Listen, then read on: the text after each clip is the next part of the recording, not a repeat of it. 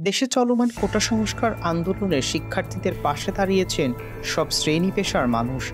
কেউ সরাসরি রাস্তায় নেমেছেন, কেউ বা সামাজিক যোগাযোগ মাধ্যমে সমর্থন জানিয়েছেন। সেই তালিকা থেকে বাদ যায়নি দেশের ক্রীড়াঙ্গনের তারকারাও।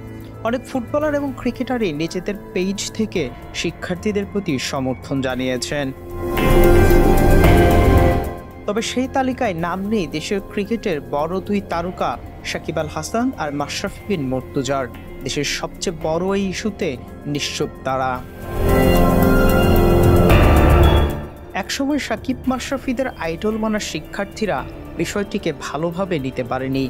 তাই গত বুধবার বুয়েটের দেওয়ালে মাশরাফিকে জোকার সাজিয়ে আঁকা হয় একটি গ্রাফিতি। ঘটনা এখানেই শেষ হয়নি। হেডার এক্সপ্রেস লিখে আঁকেন আরও কয়েকটি ছবি। এরপর কয়েকজন শিক্ষার্থী একযোগে সেই ছবিতে জুতা ছুঁড়ে মারেন। নাজমুল সাগর, স্পোর্টস মিরর।